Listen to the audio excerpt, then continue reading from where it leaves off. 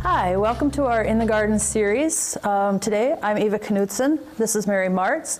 We're Anoka County Master Gardeners, and we're going to be talking about planting seeds, starting seeds for your vegetable garden or your flower garden in the house prior to getting them out in the summer months, so you have a beautiful head start on getting things growing in your gardens. And we have up here just a real easy how to plant a seed. You put a little soil in a cup, add some water, poke some seeds in it and put it in the sunlight, and that's all you got to do. And for some plants that probably is, but we're going to give you a little bit more, some information so that you have a really good positive experience with your first time starting with some seeds. So why do we want to start seeds indoors? One of the primary things is such a wider variety of plants that you can grow.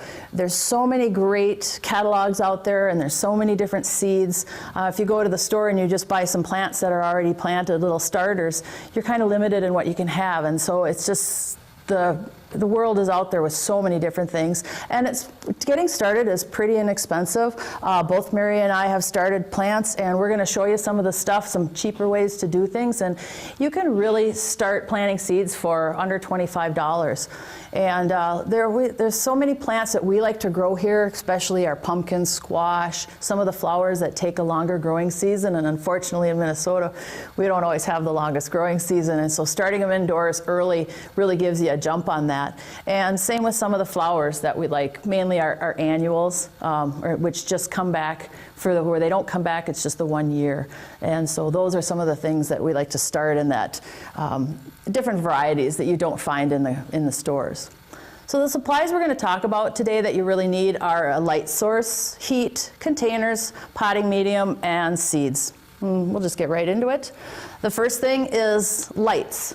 You don't need to get any lights. You can just have a window. You're going to be a lot better off if you try some lights. A south sunny window can work. We know lots of people who have done it that way and had some success, but seeds germinate a lot faster and they're much healthier when they go outside if you have the right kind of light. And because they need about 12 to 16 hours of light, those little seedlings, when they start, we just don't have that length of a day when we're growing them in March and April in our houses. So growing them under lights is really important. It just works a lot better. And there's so many different lights. I'll talk about lights in a second.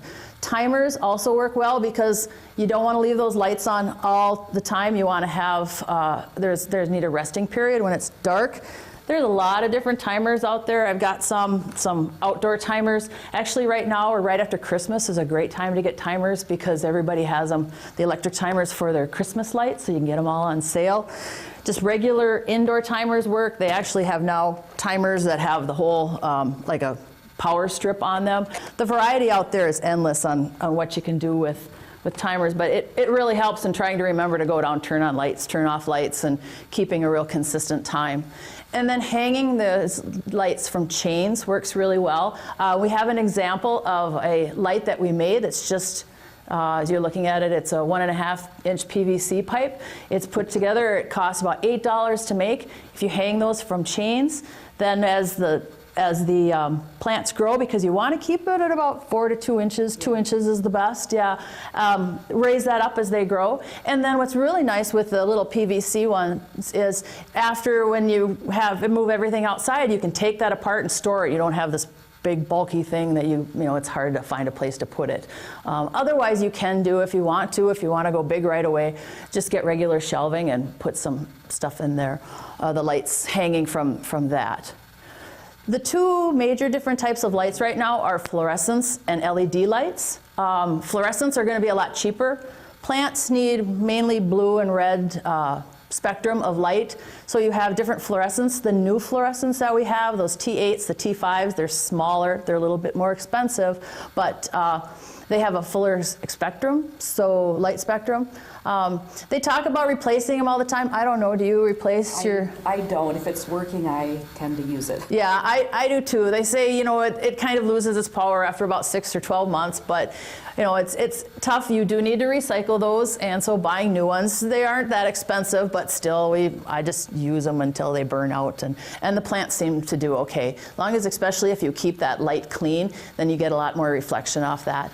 If you want to use even your lights in a window, that's even better. If you do put your plants by a window, just make sure it's not by a door or anywhere where there's a draft, because drafts are really hard, especially these cold drafts that are coming through in the springtime on small little plants.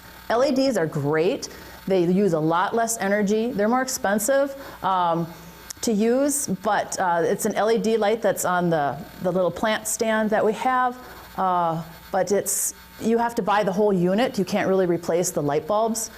They're supposed to last about 12 years on all the time. So again, you know, look into it, kind of see what works best for you. I have some of both. The fluorescent lights put off a lot more heat, which is really nice for those little seedlings, where an LED won't do that, because they don't produce any heat. That's why they don't cost as much energy to run. So again, it's kind of whatever's up to you. If there is a picture there of when seedlings don't get enough light, they get really leggy, and for a lot of plants that can be a problem. Tomatoes, you can get by with that because you can plant them so deep, but a lot of plants get way too leggy. Same thing if you grow them start too early. Heat is another very important element in starting your plants from seed. This is a heat mat that you can get to put under your tray.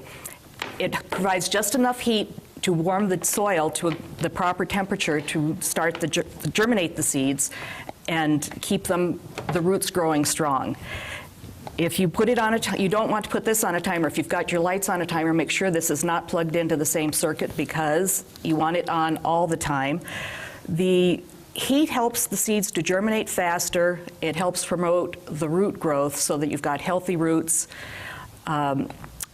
It helps if you've got pathogens in the mix, which is very common, it helps to keep those from becoming a problem and causing damping off.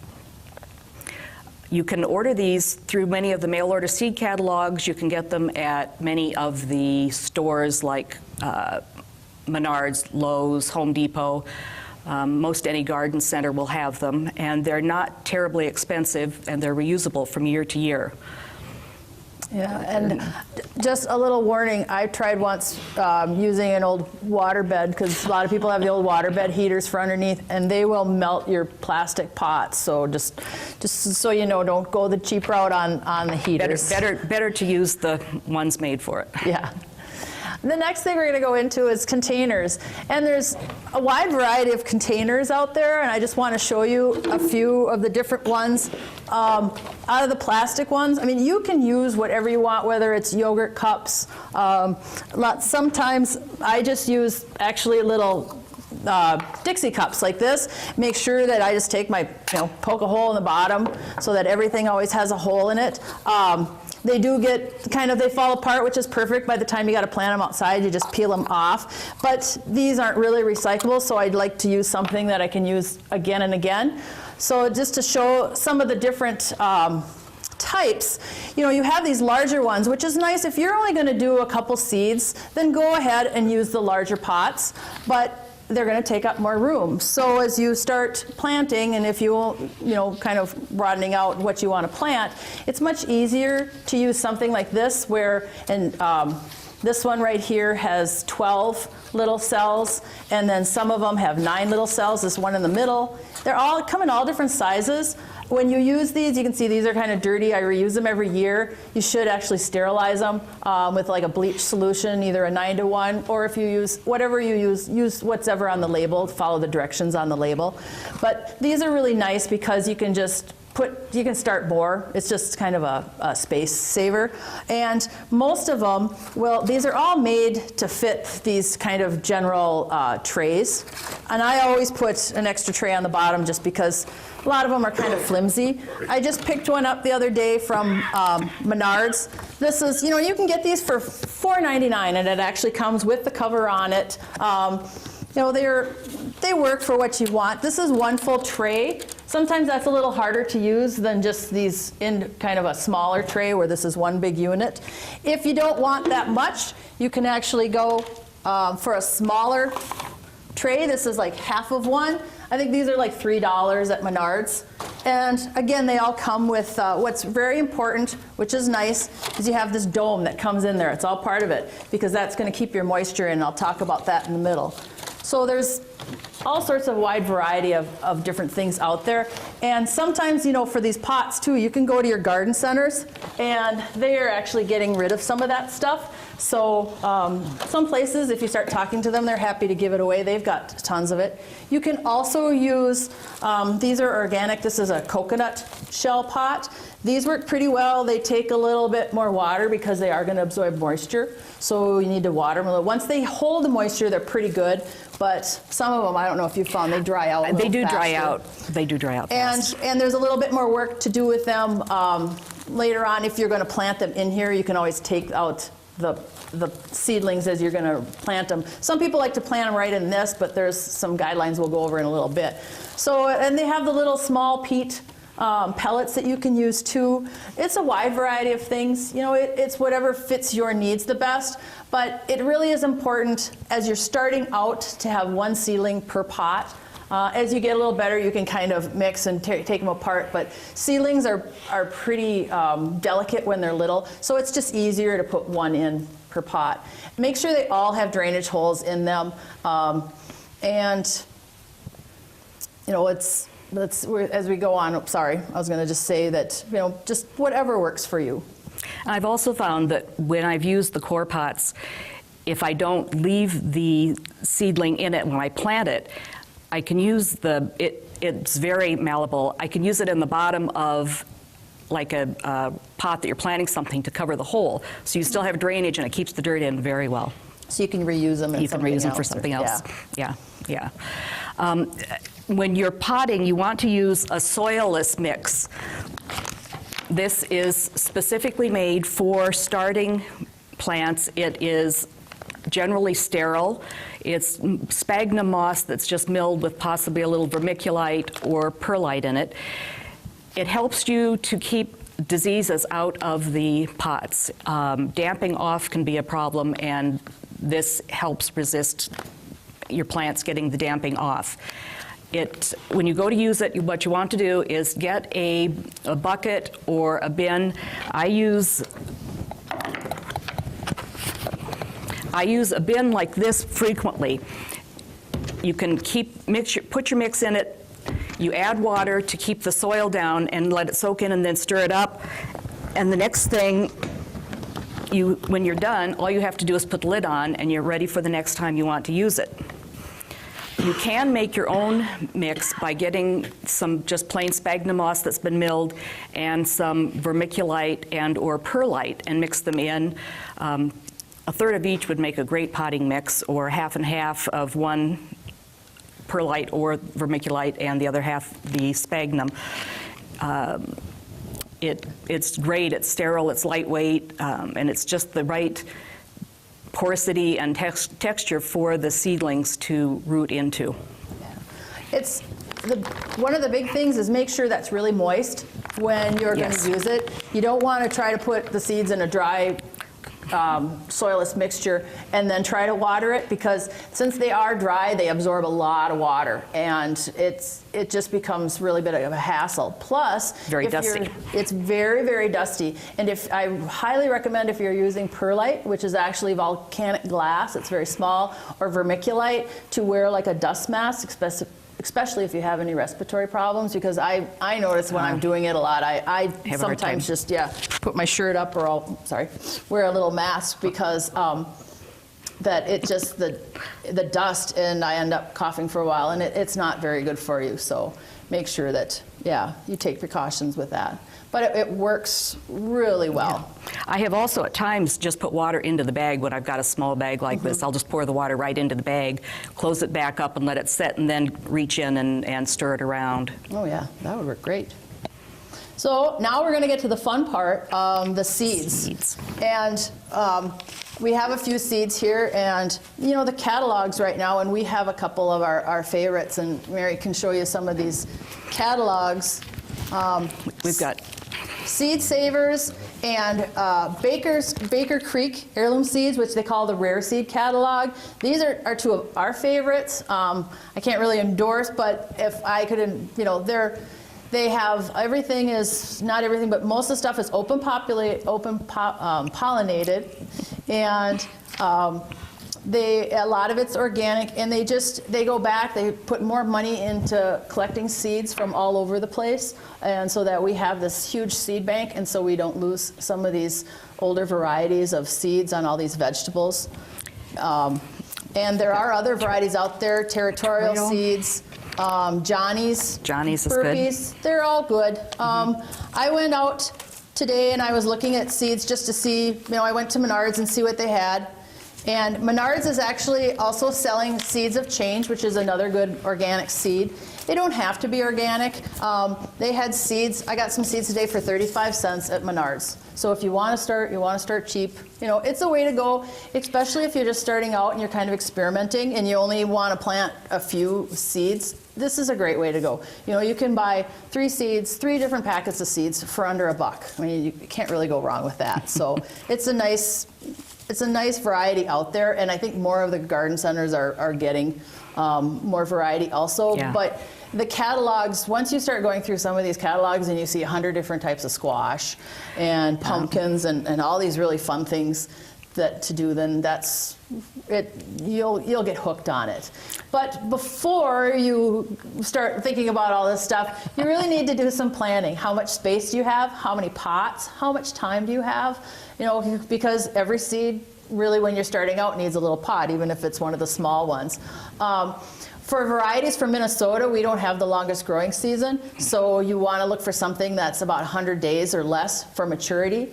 And take time to read the descriptions on these seed packets. They will tell you exactly what you need to do, and sometimes there's going to be some seeds that maybe you shouldn't be buying. I've got one here. Richter's is another really good place out of Canada. They're mainly herbs, and this is a sea buckthorn, which is actually it turns into a shrub, but you have to plant this in the fall. There's most of the poppies you have to plant in the fall. So make sure you read your descriptions before you buy them if you're ordering them in the spring, and then all of a sudden you're like, oh great, I can't even plant these till fall, and then sometimes you forget about them. And on each of the seed packets, there should be descriptions. Baker has gotten a lot better for a while there on some of their flower seeds. They don't always have the best descriptions. You can look in their catalog and they'll describe them, but they're getting better where everything is on the back. Variety, scientific name is actually something you should remember as you're going on if you're really looking for specific things, because like a black-eyed Susan, there's annuals, there's varieties. Is it a Rudbeckia? There's what we call one thing here might not be what they call it in Iowa or even up north. Common names get used for different plants. And then the date on them, they should be for this year, or maybe even, if you're buying them at a store, always look at the date, because sometimes they carry seeds over from year to year. And then on that description, there's going to be light requirements, there's going to be characteristics, there's going to be disease resistance. On a lot of your heirloom different types of seeds, you're not going to see a lot of those disease resistant, because that's been something that's been developed into those. So there's all sorts of different, as most people know about tomatoes, blight, things like that. So it depends on really what you're looking for. And if you're doing this with some friends, consolidate your orders so that you don't have to pay for shipping, because on some of the stuff, the shipping costs as much. The seeds are cheap, with even $2 a seed. I'd rather buy a couple packets of these and use a few seeds than buying my lottery tickets. Yeah. My odds of winning are much better with my seeds. Other things to look for on them is culture. When to plant it, how many days to germination. So as you're planting them and you're waiting, and it says it should take 10 days to germination, and it's been like 25 so far, maybe something's not right. How big it's going to get, and then special requirements. Are you willing to do all the work, whether it has a certain pH, dry or damp soil? Walk around your garden and see what your garden is like. Is it shady? Is it sunny? And make some notes, so that when you're reading these descriptions, you're like, yeah, this is going to fit somewhere right in my yard. And the big one with tomatoes, if you're not familiar, is determinate and indeterminate. Yes. Determinate tomatoes only grow at about 3 feet tall, and then they stop. They grow all their tomatoes at one time, They're great for, like we call them a patio tomato or a potted tomato. Indeterminates are those ones that'll grow and grow, and they'll get about 8 feet long, and they'll produce tomatoes all summer. So if you're looking to can at one time, a determinate might be good, or if you have a really small garden, determinants are good. But those are some of the things that you should kind of research a little when you're looking at your different seeds to make sure that you know, everything is really what you want, so that you get, again, as you try it, if it's your first time, you're going to get a good outcome from it. Another thing with starting your seeds, there are multiple books out there, but I've got this one, particular one on saving seeds, but it has all kinds of information on any given plant onto how to grow it, how to start the seeds, how to grow it. And some of them are very complicated. They have a lot of, you need to nick it, you need to freeze it, you need to, you know, do multiple steps to get some seeds to germinate. But this is a very good general reference for how to start seeds as well as how to save them. If you are using older seeds, you might want to do a germination test. This is actually quite simple. You take a paper towel and have it damp. You don't want it saturated, but you want it damp. You lay out a number of seeds on it, probably about 10 or so, and fold it over, put it in a Ziploc bag, and seal it up. Put it in a nice warm place, like on top of your refrigerator, or someplace where it's not going to be in a real draft and get the temperature changing. After a couple days, start checking it, see if it needs more water. If it does, just spray it or possibly sprinkle it. You could always wet your hand and just flick some water onto it, just to keep them from drying out. Watch for the seeds to start germinating. When you start seeing them germinate, then keep a real close eye on it. When it comes to the time where that particular plant should normally be germinating, then take a look at it. See how many of those seeds have germinated. If you put in 10 seeds and fewer than half have germinated, you might not have very good luck with that plant. It might be better to just throw it out and get another pack. Seeds aren't that expensive. If more than half have germinated, it probably is worth your while to plant them.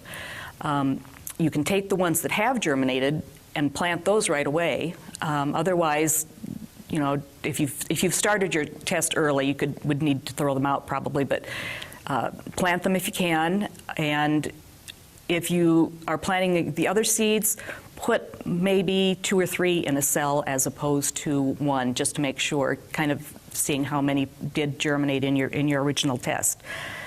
It's a very simple thing to do, and it's well worth saving your seed from year to year. Yeah, and it's best, I think, to probably do your germination right before you're going to plant your seed. I mean, not right as it, but a few days, because that's when your seeds, you're going to know that's the closest to when you were going to use them. So. But if you needed to order more, you need to make sure you've got time. So when to start some of these seeds? One of the things on the plant, on the seed description packet, will be days to harvest for some of them. And that means from when you plant it outside until you're harvesting. It doesn't mean from when you're starting them indoors 4 weeks earlier than that. So take that into consideration when it says days to harvest. That means once you plant them outside, even though you started them quite a while ago. And I'm not going to go through this list, but the whole thing, but it's just kind of to show you. And you know, some of these people want to start everything so early, and then you have these big plants. You can't get them under lights anymore. They're getting really leggy. And so for some of the stuff, it's almost better to start them a little later than it is to start them earlier, unless you have a great setup at home, because they just get too big and they get too leggy and you run out of space. And as they get bigger, they do need more light, and they just don't turn out as healthy sometimes. So onions and leeks are probably, you know, the vegetables that you need to start, and that's if you're actually starting them from seed, which not a lot of people do, but some do. I've had great success with starting some onions from seed. They never quite get as big as they always Yeah. say they are, because we don't have that long growing season even when I get them outside, but I still get some good onions out of them. And geraniums and pansies are kind of the flowers that you need to start kind of early. Same with impatiens, if you're doing those are kind of mid-February, and celery, which is celery is a little tougher to start from seed, I've found. I've had not the greatest luck with it but. And then getting into March and April, even that's kind of early for a lot of stuff. The big one that people like to start are stuff like peppers and tomatoes. And tomatoes you really don't need to start until early April. They grow pretty fast once they start growing. And tomatoes are one of the easiest thing you're ever going to start from seeds. They have a really great germination rate. You get always a good batch out of them. Peppers are a little tougher. You would think they're in the same family, but no. Peppers, take your time with peppers, even if you plant them, especially the hot peppers. When you plant them, it might say, germination is 10 days. Give it double the time for germination, especially if you don't have that heat, because hot peppers like a lot of heat. And tomatoes do also, but not like the peppers do. And sometimes I've given up on them, and all of a sudden planted something else in there, and then all of a sudden a pepper comes up, 2-3 weeks later than it was supposed to. So don't always give up on your peppers very easily. But April, if you starting stuff in April, it's still going to be, you're going to have a good crop to go outside, because we're going to start them, our last frost date. But we usually say, depending on where you are, because if you're closer into town, I live out a little bit, so I'm a little bit colder. Close you are to Minneapolis, there's that heat island, and so you are going to be a little bit warmer, but we still could get some of those frosts at night. So that's why you don't want to put up stuff. June 1st is usually the good time, Memorial Day weekend, although that kind of changes. But because then you want to start hardening off, going out that first couple weeks before you actually plant them. And here's just a real quick thing of what to start for, and this goes by weeks. It's not as much by what month it is, it's by how many weeks from the last frost date. Yeah. And so it's better to wait a little bit and keep them inside than put them outside. Some of the stuff might get frosted and it doesn't recover well. Tomatoes don't always recover well. They will, but it will never be that really nice healthy plant that it would have been. So starting early might give you a little bit bigger plant at the beginning, but it just doesn't pay off in the end all the time. So if we're going to show you just real quick, we're going to plant a couple tomato seeds. Mary's going to plant some seeds.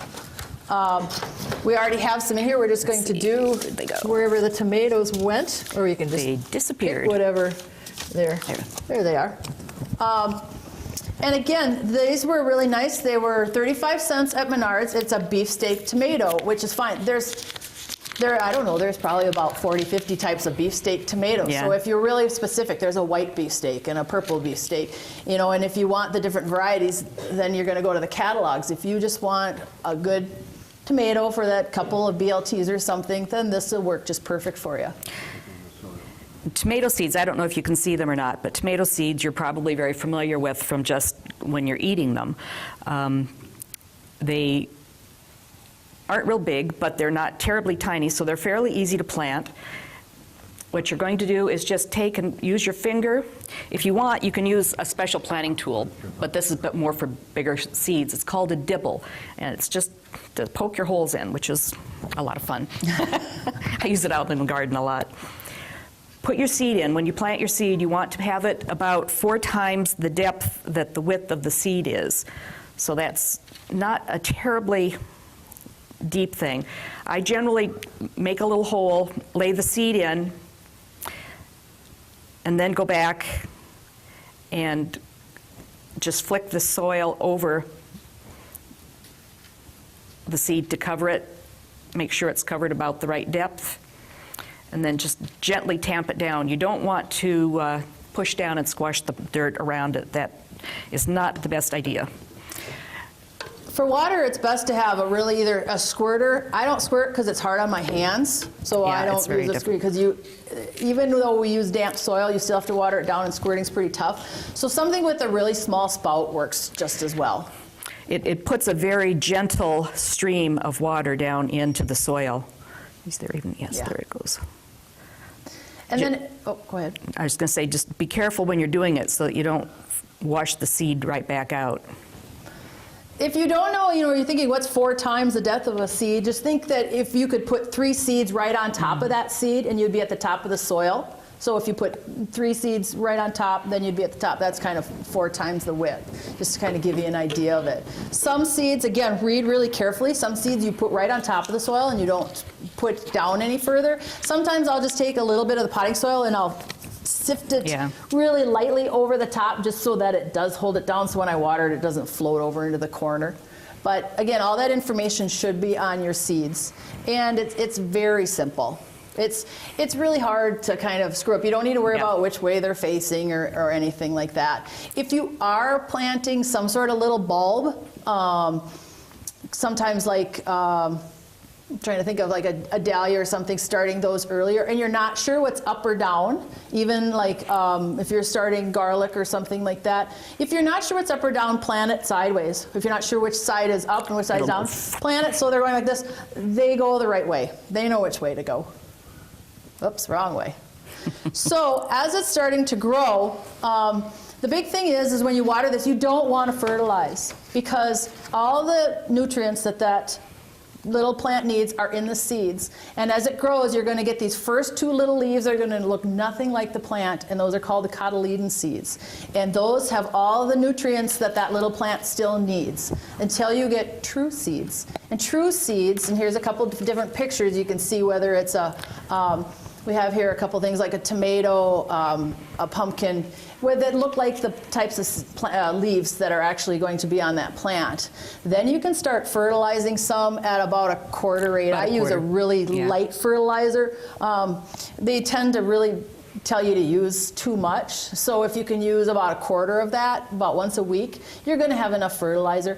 Too little is better than too much, I've found over things. So you want to there's no need to fertilize, even though the starter mixes have no fertilizer in them. You can find, I think a couple different places have this seed starter with fertilizer already in them, things like that, but it's really not necessary.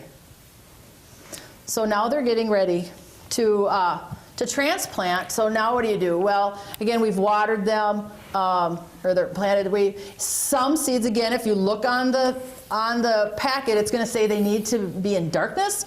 Put them in a plastic bag, and that's just until they germinate. So don't leave them in that plastic bag too long. They do need light eventually. They will need light eventually. One of the other things that I showed earlier that is really important is the dome part. And a lot of your different little packets come with domes, and domes come in every shape. We've got some domes like this, so that if I have this on here, this goes right after you water it. You just put this on, and you leave it on there for quite a while until usually I leave it on until the plants are hitting the top. I do too. It's just easier. You don't lose as much moisture. They like a lot of moisture. It keeps the heat in. It just works really well. You can get all sorts of different types of domes if you want to keep it on as those plants grow, like tomato plants. They have these. I got this at Brew and Grow. I think it was like $4. They're very sturdy. They're a lot sturdier than some of these, and they have actually vent holes on top. And they're really nice, because then again, you're not, having to water them. Sometimes as those plants get a little bigger, you end up watering them just about every day, and it becomes, check them every day to make sure they're getting water. So if you've got something like this dome, you might be able to go away for a few days and not have to worry about them. Especially if you have the heat mat under them still. That really dries the potting mix out. Yeah, it does. And when you're planting, when you're using those domes, when you're planting your pots, think in terms of how fast and how tall the seedling's going to get. If you're trying to keep the covered to keep the moisture in, and you've got thyme seeds planted next to tomato seeds, you're going to have a problem, because the tomato seeds are going to go, and the thyme seeds are going to sit there and eventually come out and stay teeny tiny. So keep that in mind when you're deciding which to share the flats with. Yeah. Now a little earlier, Mary had talked about damping off, and what more about it? Damping off is a disease. It's a disease that's caused by several different fungi. They're present in the soils as a rule, and when you leave too much water in the soil, it can cause the damping off to come out, and it will rot your seeds. It will cause the seedlings to die. The seedlings may sprout. They may have little brown watery spots on them when they come up, or they may have a very wiry, thin looking stem on them, and they won't be able to hold themselves up. They're not going to make it. If you see the signs of damping off, go ahead and remove the plants immediately. Try to protect your others by reducing your watering, and just keep a real close eye on them. It's a very common problem. You might even see a thin web-like structure growing on top of the soil from it, but just remove them immediately. You don't want to use that soil again. You don't want to use the soil again either, no. You want to make sure, that's when you really want to make sure that you sterilize all your pots afterwards. Yes.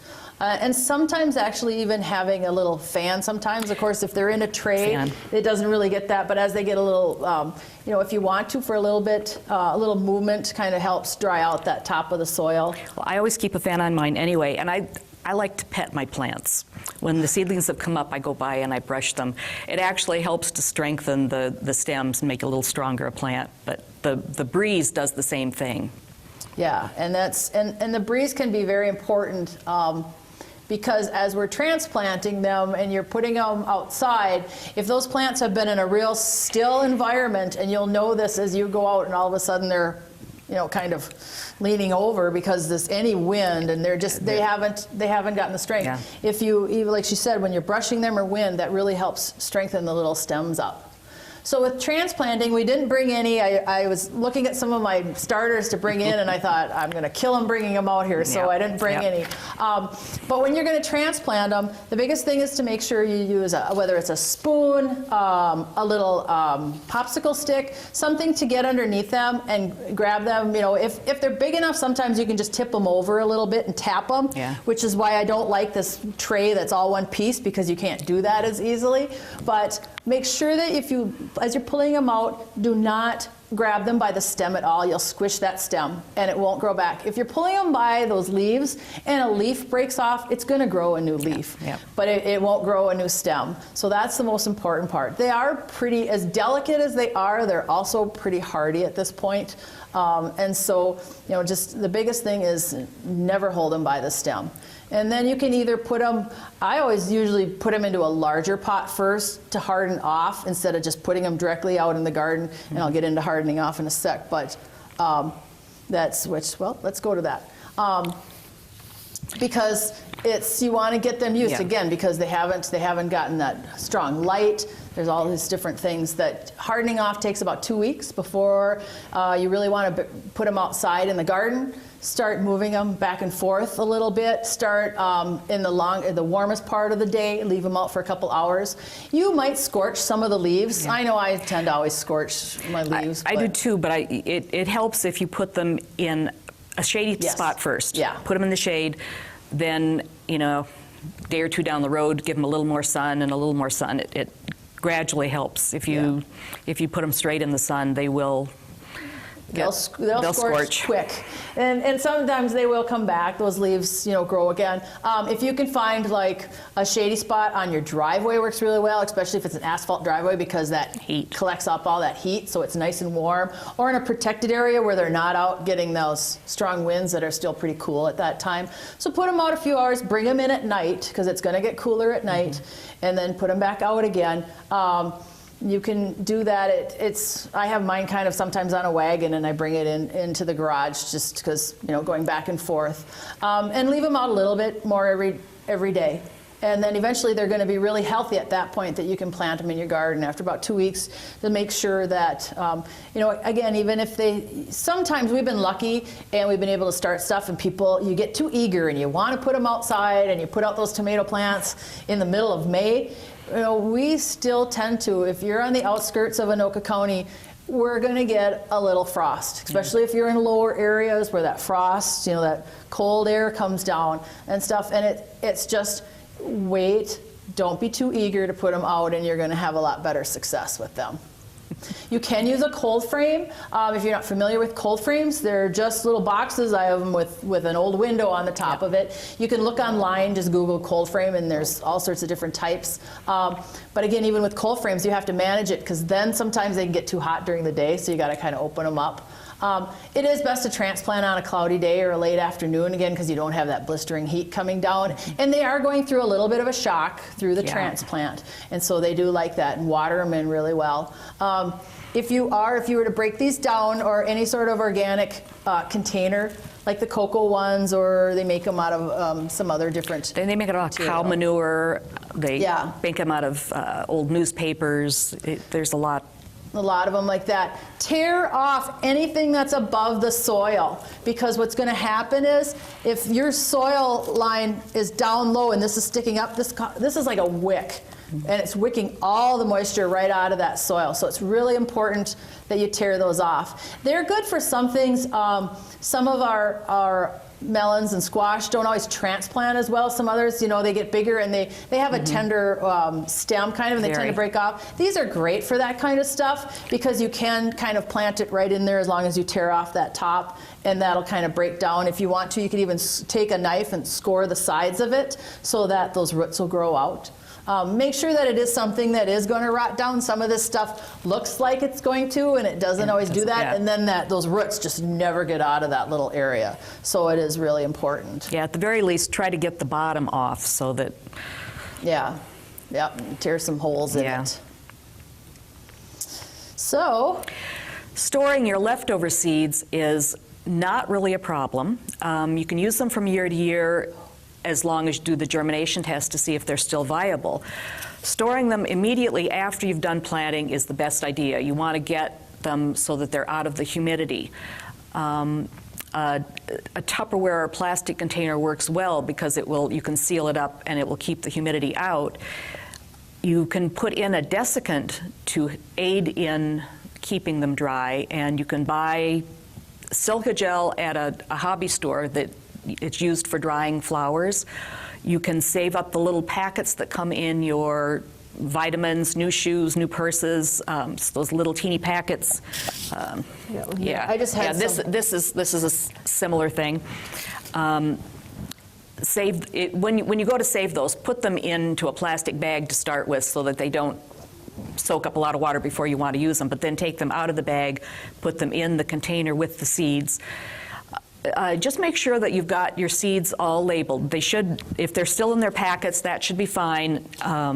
If you've taken them out of the packet, or if you're using seed that you have saved from your previous year's garden, make sure that those are labeled with the year and what is in it. You can also use powdered milk as a desiccant. Take a fresh box of powdered milk, put a tablespoon or two in a Kleenex or a paper towel or a piece of cheesecloth, and add that to the container, and that will help for about 6 months to keep the seeds dry. It's really a lot of fun to save your seeds, and it could save you money in the long run. Just like I said, go ahead and do the germination test the next year to see if they're worth planting. Yeah, I just had some beef jerky this morning and pulled this out. I saved these all over the place, and they do work great. They do work. And there's also those little, they look like little tubes or little canisters that are in some of the vitamins. Those do very well. Yeah, I've had seeds. I think I've had seeds, some of them, depending on what type, and again, how they're stored, up to 5, 6 years old, and I still get some out of them, because it's almost like I collect seeds. So me too. You always have some that you forgot about or something, and so I always try them out. Give them a little germination test, or some of them I just throw out in the garden, or I'll start. I always have a few extra packs and some lights, and so just start them just for fun. But so hopefully you've learned some stuff today, and you can get started on your own seeds. It's a lot of fun. It's very addicting. It's very addicting. Yeah, it is. It's like anything else. And you can start out really small. It doesn't take a big investment. And so we just want to say thank you for watching today for In the Garden, and I hope you enjoyed it.